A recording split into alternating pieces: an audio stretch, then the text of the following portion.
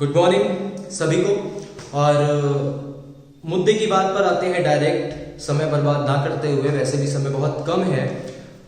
अगर आप लोगों का पोस्ट ग्रेजुएशन कंप्लीट हो चुका है या फिर आप पोस्ट ग्रेजुएशन कर रहे हैं और आप टीचिंग की जॉब में जाना चाहते हैं, चाहे वो इंटर कॉलेज हो, लेक्चरर की पोस्ट, या फिर आप असिस्टेंट प्रोफेसर के लिए तैयारी कर रहे हो या जाना चाहते हो, आपका सपना हो, तो आई होप, मैं ये मान के चलता हूं कि आपको पता है कि कौन कौन सी वैकेंसीज आई हुई हैं। बट इस साल जितनी वैकेंसी हैं, मैंने आज से 4 साल पहले मास्टर्स कंप्लीट किया था, इतनी वैकेंसी, इतनी और उतनी तो छोड़ भी दीजिए, लेकिन वैकेंसी ही नहीं आ रही थी।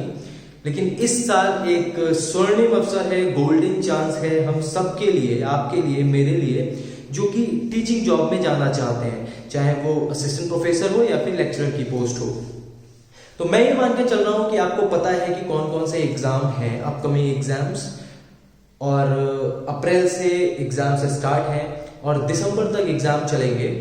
मैं किस सब्जेक्ट के बारे में बात करूंगा ये मैं आपको बता देता हूं।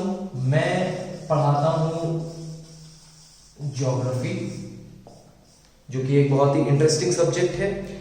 और उससे पहले हम यहाँ पे बात कर लेते हैं कि कौन कौन सी पोस्ट हैं जिनके बारे में हमें जानना चाहिए या हमें पता होना चाहिए, और फिर उन सारी पोस्ट के लिए ज्योग्राफी में जो पढ़ना है उसके बारे में हम आगे डिस्कस करेंगे। तो सबसे पहले हम ये जान लेते हैं कि कौन कौन सी पोस्ट आई हुई हैं, कौन कौन सी वैकेंसीज आई हैं। सबसे पहले जो आता है हमारा वो है GDC, यानी कि गवर्नमेंट डिग्री कॉलेज। दूसरा हमारा आता है GIC, यानी कि गवर्नमेंट इंटर कॉलेज। तीसरा आता है हमारा PGT, यानी कि पोस्ट ग्रेजुएट टीचर। चौथा आता है हमारा असिस्टेंट प्रोफेसर। ठीक है, ये 4 कंपटीशन है, लाइन में है, एक के बाद एक इनके एग्जाम होने हैं, और सभी में हमें क्या पढ़ना है? ज्योग्राफी, क्योंकि हम यहां पर ज्योग्राफी की बात करने वाले हैं और ज्योग्राफी भी हम पढ़ेंगे। अब अगर आप इसमें GIC का एग्जाम जो है उसको एक्सेप्शन मान लें, क्योंकि इसमें आपको ज्योग्राफी के अलावा कई सारी और भी चीजें पढ़नी पड़ेंगी, GS पढ़ना पड़ेगा, हिंदी, साइंस वगैरह बहुत सारी चीजें पढ़नी पड़ेंगी। लेकिन GDC, PGT and assistant professor, इन तीनों में आपको पढ़ना पड़ेगा ज्योग्राफी, प्योरली ज्योग्राफी। ठीक है। अच्छा हाँ, एक और एग्जाम है जिसके बारे में मैंने यहां पर बात नहीं की, that is NTA, net and JRF। Net and JRF, net आप सबको पता होगा, JRF यानी कि आपको छात्रवृत्ति मिलती है आगे रिसर्च जारी करने के लिए, अगर आप JRF क्वालिफाई करके PhD या MPhil में एडमिशन ले लेते हैं। तो इसका सिलेबस और इसका ये जो भी सिलेबस है, ज्यादातर सिलेबस मैच करता है। ठीक है, चाहे हम NTA, नेट, JRF के लिए पढ़ें या फिर इसके लिए पढ़ें। सबसे पहले हम बात कर लेते हैं NTA, नेट, JRF हमें क्यों करना है। तो देखिए, अगर आप सिंपली मास्टर्स किए हुए हैं तो आप GIC दे सकते हैं, ठीक है, आप PGT दे सकते हैं, बट प्रेफरेंस मिलेगा उनको जो कि BEd ऑलरेडी कर चुके हैं या खत्म होने वाला है। लेकिन नेट JRF क्या करता है, ये आपको एलिजिबिलिटी देता है, ये कोई नौकरी नहीं देता, किसी भी तरह की इसमें आपको सैलरी नहीं मिलती है, ये आपको एलिजिबिलिटी देता है, जस्ट लाइक जैसे आप TET वगैरह करते हैं। तो नेट करने के बाद आप गवर्नमेंट डिग्री कॉलेज के लिए एलिजिबल होते हैं एग्जाम देने के लिए। ठीक है, नेट करने के बाद आप असिस्टेंट प्रोफेसर के लिए एलिजिबल होते हैं एग्जाम देने के लिए, ना कि नौकरी करने के लिए। ठीक है, तो ये तो इस साल की बात है। अगले साल से अगर कभी भी असिस्टेंट प्रोफेसर की वैकेंसीज आती हैं तो उसमें कंपलसरी होगा हमारा PhD। ठीक है, आई होप आपको ये सारी चीजें समझ में आ गई होंगी। अब हम काम की बात करते हैं। ये हो गया हमारा इंट्रो, हमारा मोटिव क्या है इसको पढ़ने का। तो ये है हमारा मोटिव, ये है हमारा गोल। अब सबका अलग अलग हो सकता है कोई ऐसे भी होंगे जो इन सभी में एग्जाम देंगे कि बाई चांस भैया किसी में भी हमारा सिलेक्शन हो जाए, लेकिन कोई हो सकता है किसी का कोई एक गोल हो कि नहीं मुझे बस जीआईसी ही चाहिए, नहीं मुझे बस जीडीसी ही चाहिए, या मुझे बस असिस्टेंट प्रोफेसर ही बनना है। या बहुत सारे लोग होंगे जिनके पास नेट जेआरएफ नहीं है, तो उनके लिए ये वैकेंसी दोनों इस समय किसी भी काम की नहीं है, वो सिर्फ ये और ये यानी कि जीआईसी और पीजीटी दे सकते हैं। ठीक है, और जूनियर हाई स्कूल का भी फॉर्म आया हुआ है। तो ये हमारा गोल है जिसे हमें अचीव करना है, वहां तक पहुंचना है और इतनी मेहनत करनी है कि हम छीन ले नौकरी, और उसके लिए हमें पढ़ना है ज्योग्राफी। तो जब कभी भी आप कॉलेज में पढ़ रहे होंगे, जैसे मैं पढ़ता था, तो मेरे सीनियर्स बताते थे या सर भी बताते थे, भैया एनसीईआरटी 6 to 12 आप पढ़ो। अब यह है एनसीईआरटी 6 to 12 में हम शुरू करेंगे 6 टाइम वेस्ट नहीं करेंगे, डेली नए नए लेक्चर्स मिलते रहेंगे। सिर्फ एनसीईआरटी नहीं, इसके अलावा जियोमॉर्फोलॉजी, थॉट जो कि एक बहुत इंपॉर्टेंट है, थॉट से ही तो ज्योग्राफी शुरू होती है। थॉट, जियोमॉर्फोलॉजी हो गया, बायोज्योग्राफी हो गया, या फिर आपका एनवायरमेंटल ज्योग्राफी हो गया, क्लाइमेटोलॉजी हो गया, इवन क्वांटिटेटिव रेवोल्यूशन तक जो भी सारी चीजें सिलेबस में है उन सब से रिलेटेड एकदम धड़ाधड़ वीडियोस आते रहेंगे आपके पास। मैं पढ़ता रहूंगा, आपको पढ़ाता रहूंगा, और तब तक नहीं रुकना है जब तक हम ये अचीव नहीं कर लेते। ठीक है, इट इज लाइक हमारे एक सीनियर थे, वो कहते थे it is like power play. जब कभी भी एग्जाम आ रहा है, जैसे कि मैच में होता है ना, शुरू के 10-20 ओवर पावर प्ले में एकदम धड़ाधड़ रन मारने हैं, डरना नहीं है, ये सारी चीजें कि हम रुकना नहीं है, शुरू करेंगे और फिर लगातार बढ़ते चले जाएंगे, और एक के बाद एक टॉपिक कंप्लीट होता जाएगा। और सबसे लेंदी टॉपिक जो है ज्योग्राफी ऑफ इंडिया, उसके भी वीडियोस आपको मिलते रहेंगे। तो हम शुरुआत किससे करेंगे? हम शुरुआत करेंगे पृथ्वी और हमारा आवास, यानी कि एनसीईआरटी क्लास 6 का पहला लेक्चर। तो बहुत सारी बातें हो गई हैं, हम डायरेक्ट इसी से शुरुआत करते हैं। पहला चैप्टर है सौर मंडल में पृथ्वी। पृथ्वी यानी कि हमारा घर, पृथ्वी यानी कि सौर मंडल में वो ग्रह जहां पे इंसान रह सकता है, यानी कि बहुत बेसिक से हमें स्टार्ट करना है। ठीक है, ज्योग्राफी के बड़े बड़े टॉपिक्स तो हम पढ़ेंगे, लेकिन शुरुआत किससे करेंगे? बेसिक से। क्या है? सौर मंडल में पृथ्वी। अभी किताब में रख देता हूं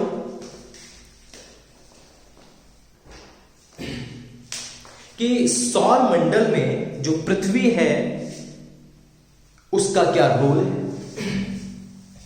इसको मिटा देता हूं।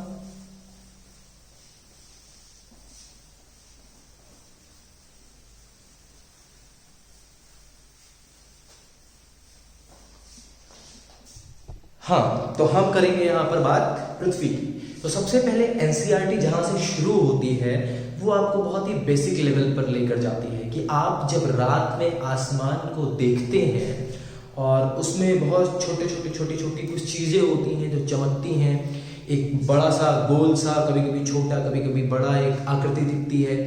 आखिर वो सारी चीजें हैं क्या?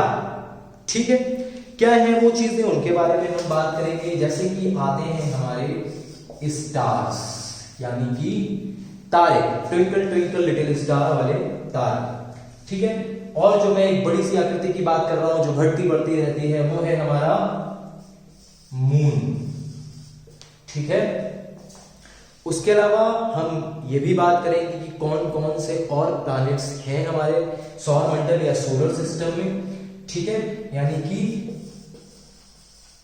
प्लैनेट्स। ठीक है, प्लैनेट्स के अलावा आते हैं हमारे सैटेलाइट।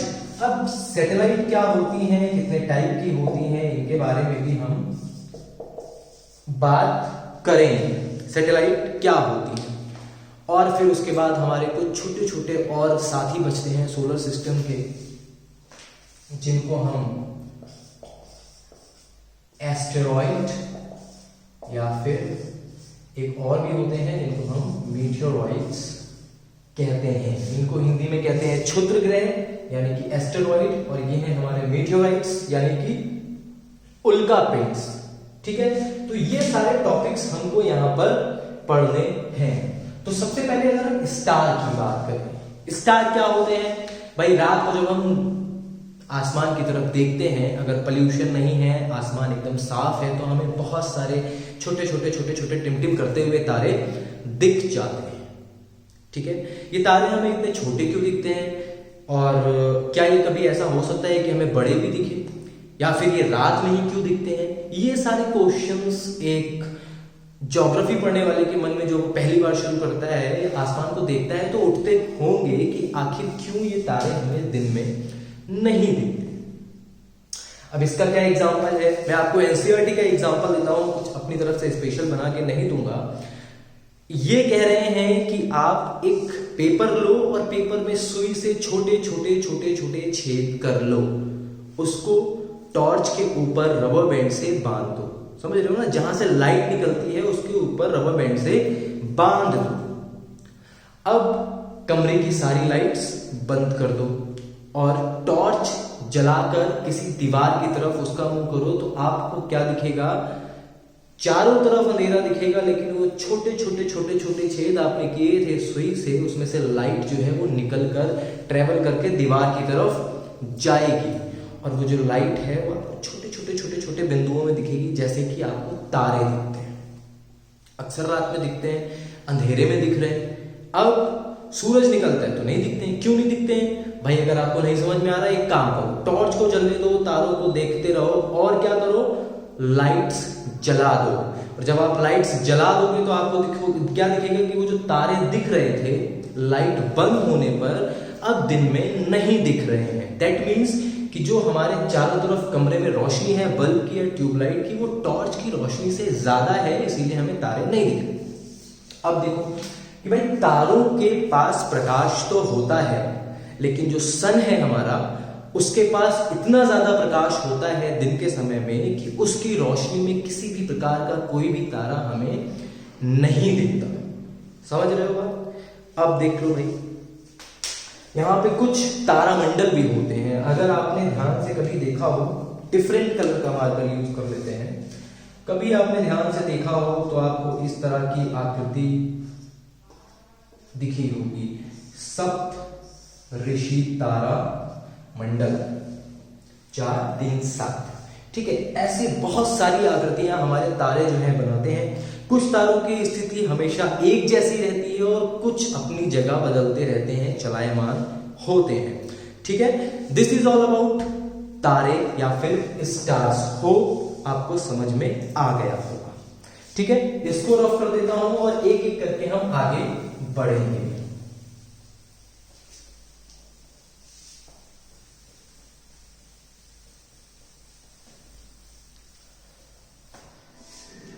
हाँ, तो अब हम बात करेंगे मून के बारे में। मून यानी कि चंद्रमा।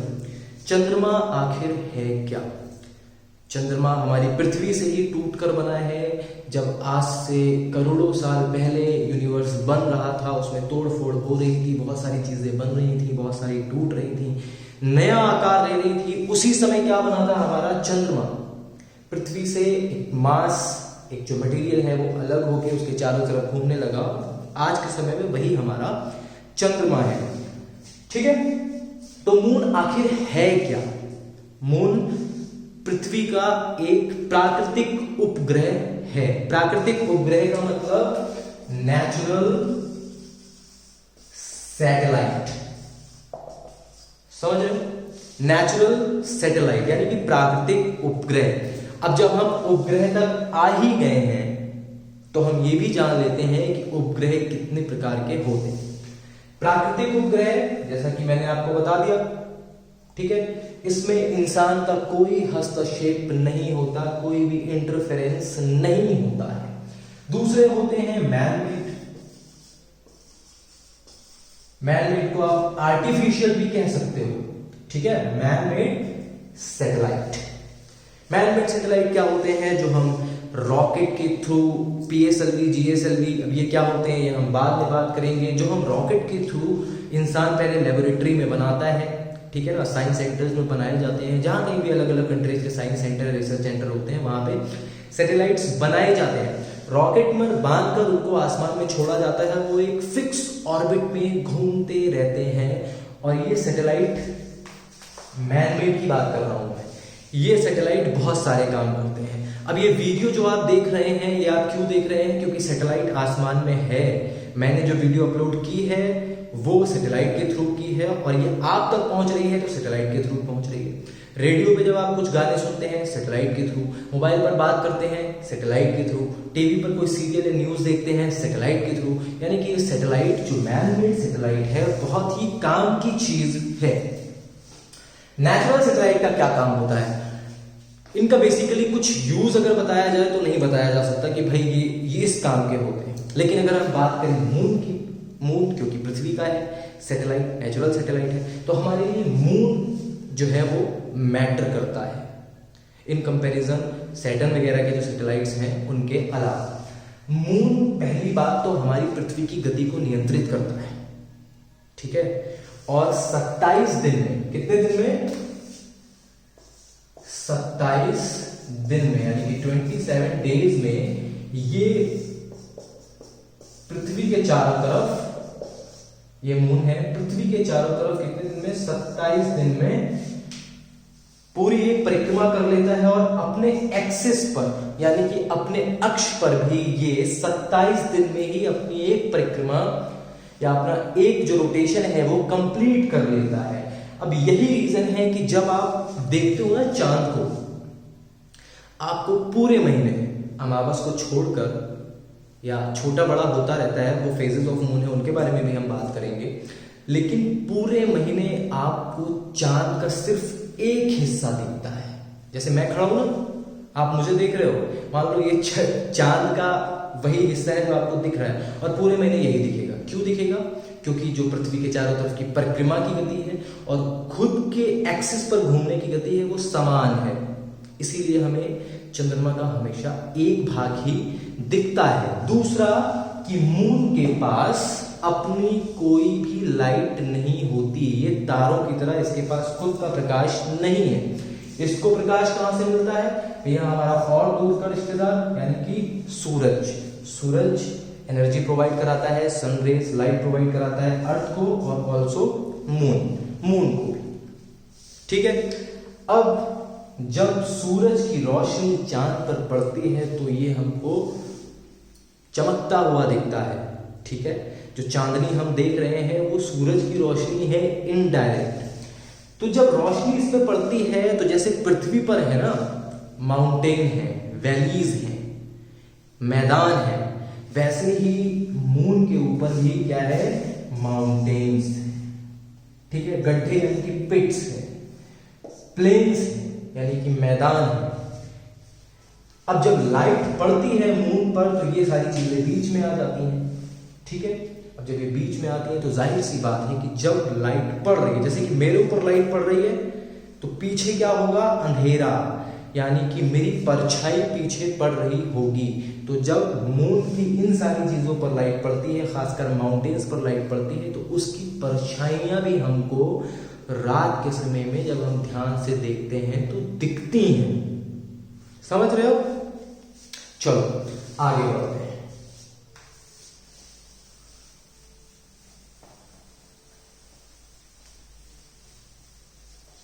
अब हम बात करेंगे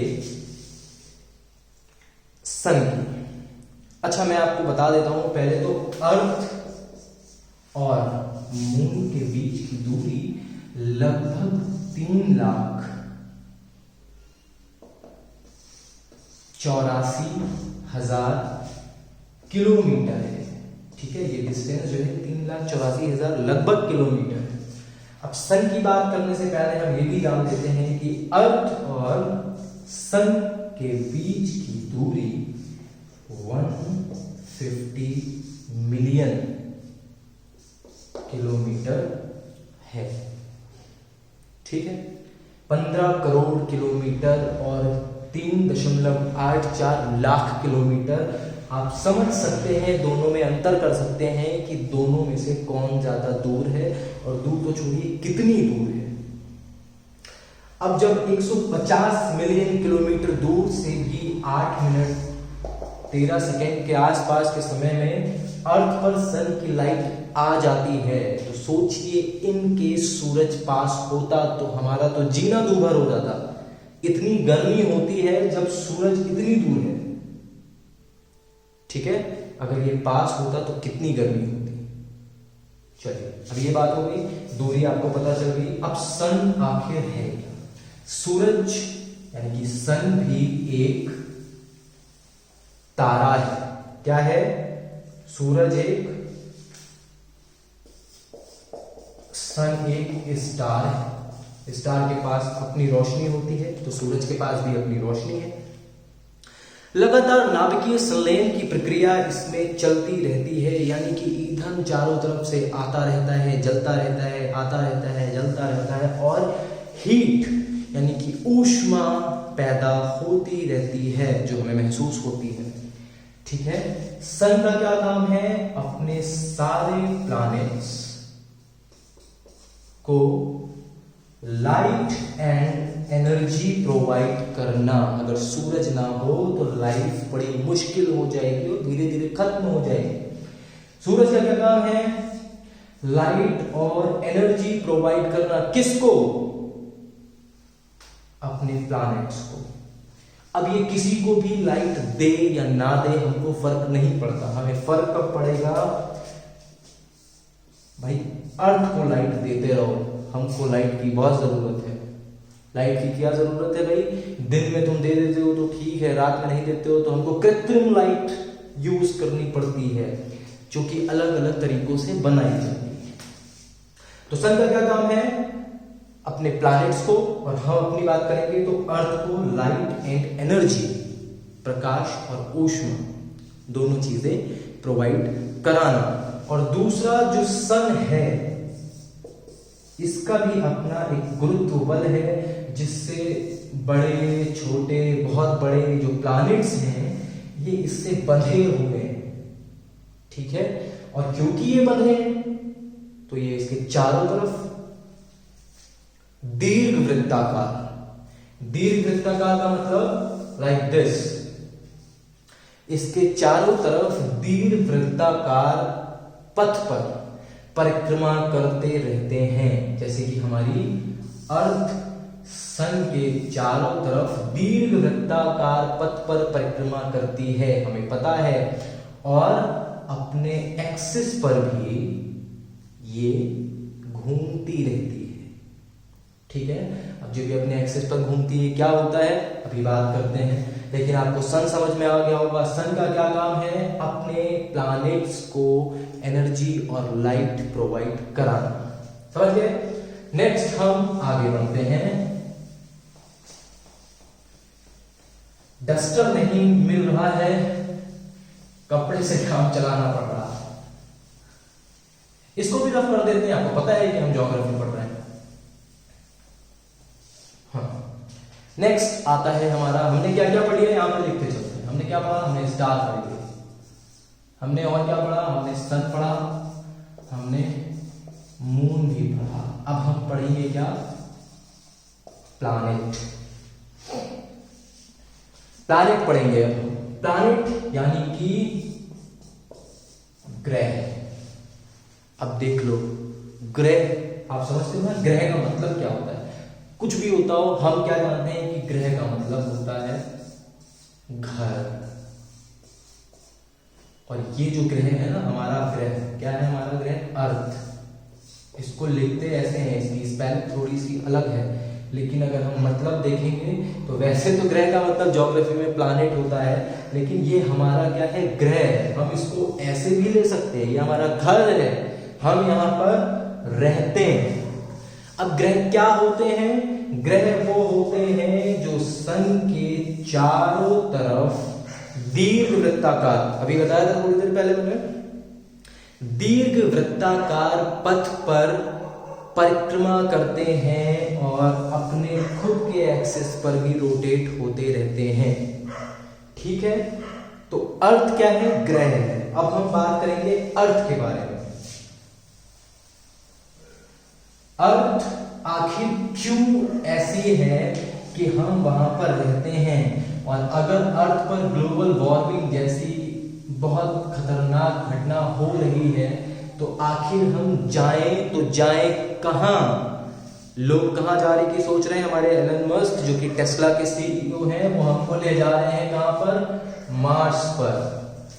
ठीक है, अब हमको तो नहीं ले जाएंगे ना आपको ले जाएंगे, वहां तक जाने वाली जो पीढ़ी होगी ना, हमारे बहुत बाद की पीढ़ी होगी, अभी कल नहीं जा रहे हैं मार्स पर। ठीक है, अभी तो कोई इंसान मार्स पर उतर नहीं पाया है, तो जाने की तो छोड़ दो, अभी वहां पर एनवायरमेंट को देख रेख करनी, चेक करना पड़ेगा भाई कैसे रहना है वहां जाके, ऐसे थोड़ी गए और रह लिए। वहां के सिचुएशन के बारे में जानना है तो हम आपको बता देते हैं, पढ़िए, और पढ़ने के साथ साथ मूवी भी देख लीजिएगा।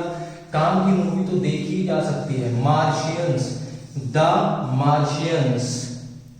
ठीक है, इसको क्या मिला था? ऑस्कर पुरस्कार मिला था, जिसको एकेडमी पुरस्कार भी कहते हैं। ठीक है, इंडिया में फिलहाल तो किसी को नहीं मिला है, और जिसको मिला भी है इरफान खान की मूवी को, वो बनाई थी विदेशी लोगों ने, इंडिया में से किसी ने नहीं बनाई। और मिलेगा भी कैसे? हमारे यहाँ गली बॉय जैसी मूवी को भेजते हैं, ऑस्कर में मिल रहा है, ऑस्कर अभी गली बॉय भेजे। द मार्शियन देख लीजिए। अर्थ की बात करें तो अर्थ हमारा घर है, ग्रह है, जैसा मैंने बताया। अर्थ अपने एक्सिस पर, देखो गोल नहीं बनी है बट आप जानते हो, अपने एक्सिस पर कितना 23.5 डिग्री टिल्ट है, थोड़ी सी झुकी हुई है। इसके झुकाव से क्या होता है? इसके झुकाव से वेदर कंडीशंस यानी कि मौसम बदलता है, सर्दी गर्मी बरसात होती है। ठीक है, अब हेमिस्फीयर वगैरह में हम नहीं जा रहे हैं, अभी मोटा मोटी बात करेंगे, अभी बेसिक चल रहा है, छठे के बच्चे को पढ़ाने के हिसाब से बात चल रही है। ठीक है, इसका क्या होता है? वेदर कंडीशन चेंज होती है, बदलती रहती है, रोटेशन में साइकिल गोल गोल चलती रहती है। समर, विंटर, मॉनसून, फिर समर, फिर विंटर, मॉनसून, एरो बना देते हैं।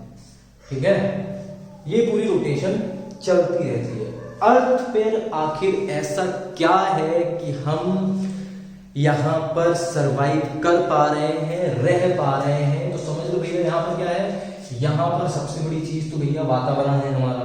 वातावरण यानी कि पृथ्वी के चारों तरफ एक गैस का ब्लैंकेट, कंबल, एक लेयर है। ठीक है, जिसमें बहुत सारी गैसेस हैं, लेकिन हमें एक गैस से सबसे ज्यादा मतलब है, जो कि हमको जिंदा या किसी भी लिविंग ऑर्गेनिज्म को, किसी भी जीवित पशु पक्षी को जिंदा रखती है, वो क्या है? ऑक्सीजन। ठीक है, ऑक्सीजन यहां पर है। पहला रीजन कि यहां पर लाइफ है। दूसरा रीजन क्या है? यहां पर H2O, यही होता है ना पानी, हाँ यही होता है H2O। H2O यानी कि वाटर अवेलेबल है, वाटर अवेलेबल है। दो चीजें हो गई, ऑक्सीजन और वाटर। तीसरा, पृथ्वी का ग्रेविटेशनल फोर्स यानी कि ग्रेविटी। ठीक है, ग्रेविटी आइडियल है कि हम यहां पर रह सकते हैं। ऐसा नहीं कि हम जमीन में धंसे चले जा रहे हैं, या फिर इतनी कम भी नहीं कि हम उड़े चले जा रहे हैं। हम आराम से, हमारे पैर अर्थ पर चिपके रहते हैं और हम आराम से टुमक टुमक चलते रहते हैं। समझ में आ रही बात? ऑक्सीजन है, H2O है और ग्रेविटी है। ये तो पृथ्वी के अंदर की बात है भैया, बाहर की भी जान लेते हैं। सबसे पहले तो इसके पास ना तो अपनी हीट है, ना ही अपनी लाइट है, ना ही अपनी कोई ऊष्मा है, ना ही कोई प्रकाश है। कहां से मिलता है? सन से। सन से इसको प्रकाश भी मिलता है और ऊष्मा भी मिलती है। सारे ग्रहों को मिलती है सन से। सन का काम ही यही है। लाइक फादर, जैसे हमारी फैमिली में हमारे पापा, ठीक है ना, हमको क्या खाना पीना देते हैं, रहने के लिए घर देते हैं, कपड़े देते हैं, और खर्चा पानी भी यानी कि थोड़ी बहुत पैसे भी दे देते हैं। इसको तो पॉकेट मनी भी दे देते हैं। तो सोलर सिस्टम में सन का रोल जो है वो फादर लाइक है। ये है पापा जी, जैसे चंदा है मामा जी, वैसे सूरज है पापा जी। ये क्या करते हैं? ये हमको एनर्जी एंड लाइट प्रोवाइड करते हैं। अब एक और फैक्टर आता है, जो अर्थ है उसकी पोजीशन क्या है। अर्थ की पोजीशन एक महत्वपूर्ण, एक इंपॉर्टेंट रोल अदा करती है किस चीज में, यहां पर लाइफ सस्टेन कराने में, यहां पर लाइफ सस्टेन कराने में। दिस इज सन,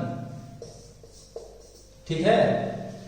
सबसे पहले आता है क्या, मरकरी, उसके बाद आता है क्या, वीनस, उसके बाद आती है हमारी अर्थ, आती कि नहीं आती, अर्थ, फिर आता है मार्स, फिर आता है जुपिटर, फिर आता है सैटर्न, फिर आता है क्या, यूरेनस एंड नेपच्यून। अब देख रहे हो यहां पर अर्थ, ये है हमारा प्लैनेट अर्थ। भैया सबसे पास भी नहीं है, कितनी दूर है हमने बताया था, 150 मिलियन किलोमीटर, सबसे पास भी नहीं है और सबसे दूर भी नहीं है। पास होती, मान लो यहां होती, यहां मरकरी, यहां होती तो जल के भस्म हो जाते, यहां होते तो जम के भस्म नहीं, जम के भस्म कैसे होते, होते ही नहीं अगर यहां होते तो, ठीक है। लेकिन हम यहां पर हैं, ना तो ज्यादा बहुत दूर है ना ही बहुत ज्यादा पास है, एक आइडियल कंडीशन में है, हमें सूरज की उतनी रोशनी मिल रही है जितनी मिलनी चाहिए और उस रोशनी से हमारा गुजारा चल रहा है और हम आराम से रह रहे हैं। यहाँ पर वातावरण है जो खत्म नहीं होता, यहाँ पे पानी है, यहाँ पे ऑक्सीजन है, गैसेस है, ये सारी चीजें हैं जिसकी वजह से अर्थ पर लाइफ सस्टेन करती है, ठीक है। तो ये तो हो गई मोटा मोटी बात। वे याद रखना, ये एनसीईआरटी में ही लिखा हुआ है, इसको याद करने के लिए एक सेंटेंस है, my very efficient mom just served us nuts. अगर याद करने में दिक्कत हो है तो बहुत बेसिक चीज, लेकिन अगर याद करने में दिक्कत हो तो ये सेंटेंस याद करना, my very efficient mom just served us nuts. अब इसका पहला अक्षर mercury, Venus, earth, Mars, Jupiter, Saturn, Uranus and Neptune.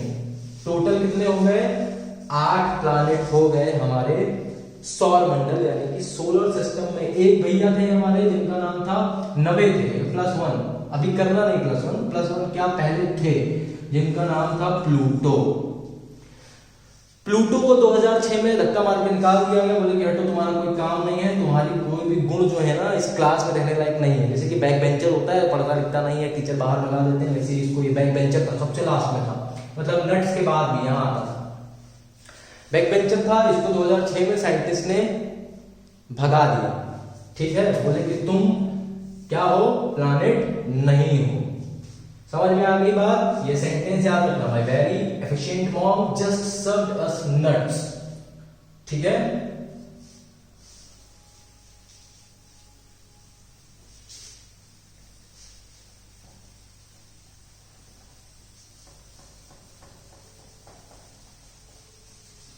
एक डस्टर लाना पड़ेगा भाई, ऐसा तो बड़ा टाइम जाएगा। समझ गए हैं, हमने प्लैनेट पढ़ा, प्लैनेट में जो हमारे लिए इंपॉर्टेंट था हमने अर्थ भी पढ़ लिया, ठीक। अब हम पढ़ेंगे क्या, क्षुद्र ग्रह यानी कि एस्टेरॉइड। ये क्या होते हैं भैया, वैज्ञानिकों का कहना है कि जो प्लैनेट होते हैं ना, उन्हीं से टूट फूट के, पहले के समय में टूट फूट के कुछ पत्थर इधर उधर भटक गए और वो भी अर्थ के साथ साथ ही घूम रहे हैं। अर्थ के जितने भी प्लैनेट हैं उनके साथ साथ घूम रहे हैं, सूरज के चारों ओर चक्कर लगाते हैं। तो इस तरह के जो पत्थर है ना उनको एस्टेरॉइड बोलते हैं। और एस्टेरॉइड के अलावा भी कुछ छोटे छोटे पत्थर होते हैं जो इधर उधर भटकते रहते हैं, ठीक है, सॉरी, उसको क्या बोलते हैं, मीटियोराइट्स बोलते हैं। समझ गए? मीटियोराइट्स का मतलब होता है उल्का पिंड। ये जो उल्का पिंड है ये कभी कभी बहुत नजदीक इवन अर्थ के अंदर तक आ जाती है, और जब अंदर आती हैं तो यहाँ पर फ्रिक्शन है, यहाँ पर जब आती हैं तो वातावरण पड़ता है, वातावरण में बहुत सारी गैसेज हैं, गैस से टकराती हैं, घर्षण होता है यानी कि फ्रिक्शन होता है, और इनमें आग लग जाती है। आग लग जाती है तो फिर ये जल के राख हो जाते हैं, और राख के छोटे छोटे छोटे छोटे पार्टिकल इधर उधर वातावरण में फैल जाते हैं, और अगर बारिश वारिश होती है तो उसके साथ नीचे भी आ जाते हैं कभी कभार। लेकिन कुछ इतने बड़े होते हैं कि वो फ्रिक्शन के बाद जल नहीं पाते, जलते तो हैं लेकिन राख नहीं हो पाते, उनका कुछ हिस्सा बचा रह जाता है, तो वो धम से आके गिर जाते हैं पृथ्वी पर। हम उनको उठा लेते हैं, मतलब हम नहीं, साइंटिस्ट उनको उठा लेते हैं, और क्या करते हैं, उनसे जांच करते हैं। कहाँ के बारे में पता चलता है भैया, एस्टेरॉइड और मीटियोराइट्स जब नीचे आते हैं ना, तो उनसे हमको पता चलता है हमारी ही अर्थ के बारे में।